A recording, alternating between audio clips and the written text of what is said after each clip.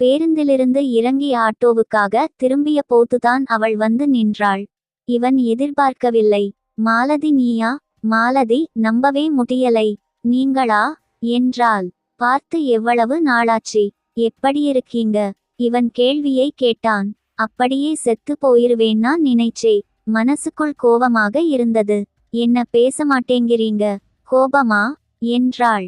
பதில் பேசாது நின்று கொண்டு இருந்தான். தடுமாறினாள். கண்ணில் குப்புக்கென்று நீர் நிறைய சரேலென்று தலை குனிந்தாள். கைக்குட்டையால் கண்ணை துடைத்தான். வீட்டுக்கு சாப்பிட வாங்களேன். பக்கத்திலதான். கேட்காத மாதிரி பெட்டியை தூக்கி கொண்டு ஆட்டோவுக்காக திரும்பினான்.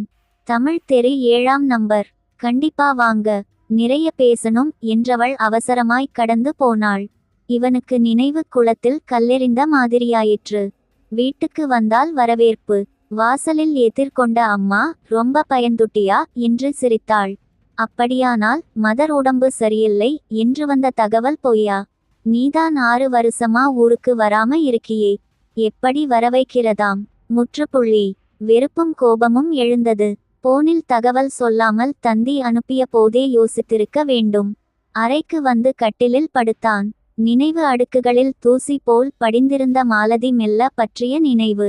மின்விசிறி இல்லாமல் அந்த ரூம் உள்ளே இருக்க முடியாது புழுக்கம்.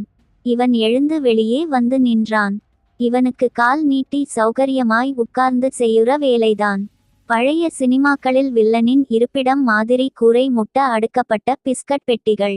உள்ளே ஒரு ஆள் நுழைகிற அளவுக்கு ஒரு சந்து. சன்னலோரமாய் ஒரு இருக்கை. உள்ளே வருவதையும் வெளியே போவதையும் கணக்கு வைக்கிற வேலைதான். காலையும் மாலையும் சில மணி நேர பரபரப்பு. பகல் முழுக்க வேலையே இருப்பதில்லை. எப்போது பிணம் விழும் என்று காத்திருக்கிற வெட்டியான் போல். இப்படிதான் கொட்டவியாக வந்து தொலைக்கிறது. இதில் அடிக்கடி மின் தடை வேறு. அதனால் வெளியே வந்து நின்று வேடிக்கை பார்ப்பது வழக்கம். அது ஏதோ ஒரு சாமர்த்தியசாலி கட்டியா வணிக மையம். மேலும் கீழுமாய் 28 கடைகள். இம்மாதிரி இடங்களில் எங்கே நுழைந்து எங்கே வெளியேறுவது என்று பலருக்கு குழப்பமாக இருக்கும். அவ்வளவு இடுக்கு முடுக்கான இடங்களிலும் ஏதாவது ஒரு கடைக்கு வாடகை விடப்பட்டிருக்கும். எக்ஸ்கியூஸ் மீ, குரல் வந்த திசையில் திரும்பினால் மஞ்சள் நிற தாவணியில் அவள் நின்றிருந்தாள்.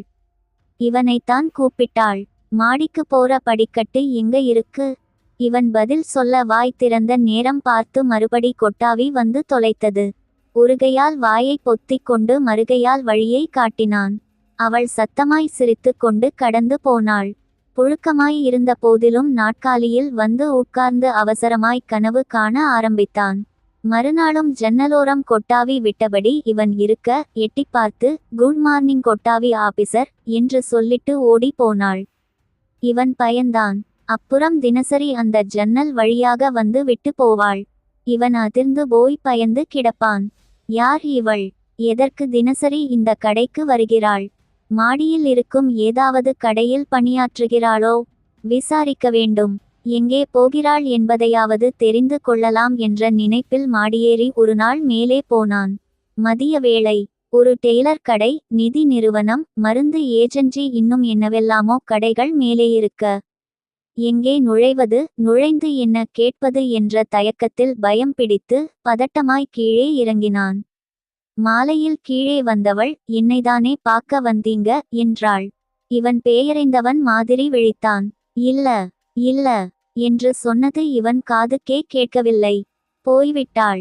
கடந்தது தெரியாமல் வெகு நேரம் நின்றான். இரவில் தூக்கம் வரவில்லை. பின்னொரு நாளில் ரொம்பவும் பேசுவாள் மாதிரி, பஸ்ஸுக்கு சில்லறை இல்லப்பா, ஒரு 50 காசு குடேன் என்றாள். திரும்ப தந்திருவேல என்றபடி எடுத்து கொடுத்தான். கஞ்ச பயலே என்று அவள் பதிலுக்கு சொன்னபோது கோபம் வரவில்லை, சந்தோஷமாகவே இருந்தது. அன்று ஒரு நாள் வந்தாள். கண்ணாடி சார், ஒரு 10,000 தர முடியுமா உங்களால? அவ்வளவு பணம் இவனிடம் ஏது? இல்லை என்பதை எப்படி நேரடியாய் சொல்வது? தந்தா எனக்கு என்ன தருவ என்றான். அவள் அங்கிருந்து நகர்ந்தாள். முகத்தில் கோபம் வந்து விரைந்தாள். இவனுக்கு பயம் வந்து விட்டது. 2 நாட்களுக்கு பின் ஒரு நோஞ்சானோடு வந்தாள். ஜன்னல் வழியாக இவனை காட்டி, நல்லா பார்த்துகங்க, இவர்தான் என்று எதற்கோ அடையாளம் காட்டினாள். இவன் முகம் பாராமல் திரும்பி போனாள். இவனுக்கு எதுவும் புரியவில்லை. அவ்வளவு கஷ்டமாகவா நடந்து கொண்டேன்? தன்னைத்தானே கேட்டுக்கொண்டான். மாலையில் அந்த நோஞ்சான் 2 பேரை கூட்டி வந்தான். என்னடா பெரிய இவனா நீ? வந்தவன் மிரட்டலாய் கேட்க இவனுக்கு பயமாக இருந்தது. முதலில் புரியவில்லை. முட்டாள்கள் ஆள் மாற்றி வந்து பேசிக் கொண்டிருக்கிறார்களோ என்று தோன்றியது. மாலதிகிட்ட இனி பேசுனா மவனே கையை காலை ஒட்டிச்சி புடுவேன் என்றபடி மேஜையில் ஊன்றியிருந்த வலது கையை நச்சென்று இடித்தான். விரல்கள் நசுங்கி வலியில் உயிர் போயிற்று. அம்மா என்று அலறினான். இன்னொருவன் முதுகில் ஓங்கி அடித்தான். நிலை தடுமாறி விழுந்ததில் முன்னாலிருந்த கதவில் போய் மோதினான். தலை சுழன்று கொண்டு வந்தது. அதன் பிறகு நினைவு வந்து இவன் பார்த்தபோது கடைக்கு வெளியே தெருவில் கிடந்தான். சுற்றி கூட்டம். யாரோ திட்டினார்கள். சற்று நேரத்தில் முதலாளி வந்தார். இரட்டை மேற்கோள்குறி முற்றுப்புள்ளி. படிச்சவன் பாவமாச்சேன்னு வேலைக்கு வச்சா பொண்ணுகளையா டோட்ட வேலை செய்ய சொல்ற? மறுவாதியா ஓடிப்போயிரு நாயே. ஆக வேலை போயிற்று. ராட்சசி இப்படி பழிவாங்கி விட்டாளே. மனசில் ரணமாய் தங்கிற்று. வீட்டில் அப்பா முதல் கடைசி தங்கை வரை திட்டினார்கள். நாய். கொஞ்சமாவது குடும்ப நிலைமை தெரிஞ்சா இப்படி நடக்குமா? யார் கண்ணிலும் பட பிடிக்கவில்லை. அறையை விட்டு வெளியே வரவே பயம். நல்லகாலம் பாண்டிச்சேரி மாமா வேலை தேடி வைத்திருப்பதாக கூப்பிட அன்று கிளம்பியவன்தான். 6 ஆண்டுகளுக்கு பின் இன்றுதான் ஊர் வந்திருக்கிறான். அதுவும் ஒரு போய் தந்தியை நம்பி. வந்திறங்கியதும் அவள் முகத்தில்தான் முழிக்க வேண்டுமா? அவள் வீட்டுக்கு அழைத்த போது இவளிடம் என்ன பேச்சு வேண்டியிருக்கிறது என்றுதான் வந்துவிட்டான். ஆயினும் அவளிடம் நறுக்கென்று 4 வார்த்தை கேட்டால்தான் மனசு ஆறும் என்று தோன்ற இதோ கிளம்பி விட்டான். வாங்க தம்பி உட்காருங்க. மாலதியை வரச் சொல்றேன். முதிய பெண்மணி ஒருவர் அமர வைத்து விட்டு உள்ளே போனார். இன்று நேருக்கு நேராக கேட்டுவிட வேண்டும். இத்தனை நாள் உள்ளுக்குள் வைத்து கொண்டிருந்த அத்தனையும் கொட்டிவிட வேண்டும். அந்த விசாலமான முன்னரையில் என்ன செய்வது என்று தெரியாமல் பார்த்து கொண்டிருந்தான். அறையைச் சுற்றி கண்களை சுழல விட்டான். வலது மூலையில் அகலத்திரை டி.வி. அதன் மேல் பிளாஸ்டிக் போன்சாய். இடது பக்க சுவரில் சந்தன மாலையிட்ட ஒரு பெரிய புகைப்படம். புகைப்பட முகம் எங்கோ பார்த்த மாதிரி நினைவு. கீழே எப்போதும் எரிந்து கொண்டிருக்கிற மின்விளக்கு. உட்கார 4-5 மோல்டட் நாற்காலிகள். அவ்வளவுதான். ஹால் பளிச்சென்றிருந்தது. கண்ணாடி. சார் எப்ப வந்தீங்க? மறந்துட்டீங்களோன்னு நினைச்சேன் என்றபடி மாலதி வந்தாள். இவனுக்கு கோபம் வந்தது.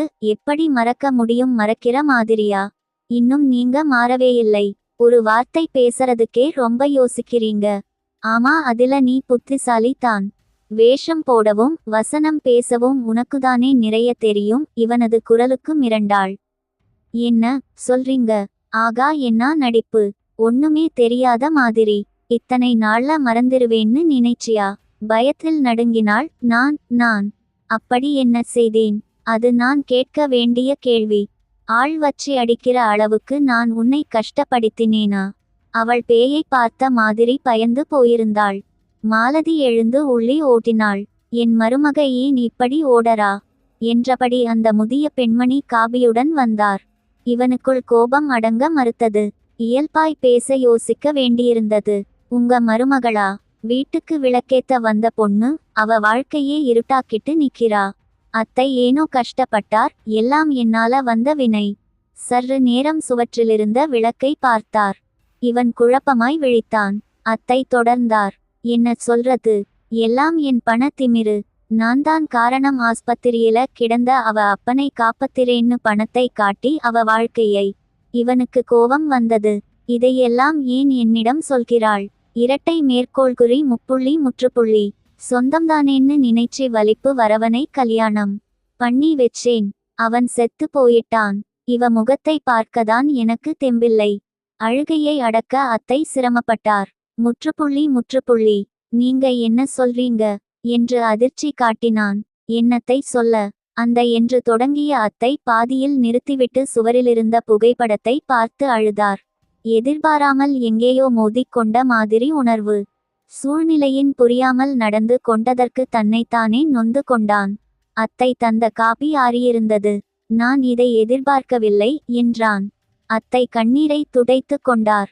எதிர்பார்க்கிற எதுதான் நடக்குது. எல்லாம் காலத்தின் விளையாட்டு. அத்தை ஒரு ஞானி போல பேசிக்கொண்டிருக்க இவன் எழுந்து அந்த புகைப்படத்தினருகில் போய் நின்றான். அஞ்சலி செலுத்துவது போல. நெருங்கி பார்க்கையில் சட்டென்று நினைவுக்கு வந்தது. இது அவன்தான். வந்து இவனை அடித்த அந்த நோஞ்சான்தான் இன்று உயிரோடு இல்லை என்று நினைக்க பகீரென்றாகிப் போனது. திடீரென்று பின்னால் குரல் கேட்டது. இப்ப நான் ரெடி. உங்க கோபத்தை காட்டுங்க. பழைய அதே மாலதி. முற்றுப்புள்ளி. பேச்சே எழவில்லை. சற்று நேரம் அமைதியாக இருந்தனர். அத்தை உள்ளே போயிருந்தார். சாரி மாலதி, உன் நிலைமை புரியாம. பாண்டிச்சேரியில வேலை கிடைத்ததாமே. நல்ல சம்பளமா? என்னால நினைச்சி கூட பார்க்க முடியலை. நீ எப்படி தாங்கிக்கிட்ட மாலதி? அம்மா சீரியஸ்னு சொன்னீங்களே, என்னாச்சி? பேச்சை மாத்தாதே. சொல்லு. என்ன சொல்ல? விடியுற நேரத்தில மறுபடியும் இருட்டு வந்த மாதிரி எல்லாம் செத்து போயிட்டது. முதல்ல எனக்கு இந்த கல்யாணமே பிடிக்கலைதான். வேற வழியில்லாம உங்களை கொண்டு காட்டினேன். தலைகுனிந்தாள். இவனுக்கு புரிந்தது. அப்படி சொல்லியும் பயனில்லாம போச்சு. அப்புறம் அப்பா ஆஸ்பத்திரி செலவு. எங்க ஓடியும் பணம் இல்லாம போக. ஒரு நாள் தோட்ட வேலை செய்யும் போது இறந்து விட்டான். திடீரென்று ஞாபகம் வந்து கேட்டாள். ஆள் வச்சி உங்களை அடிச்சதா சொன்னீங்களே, என்ன அது?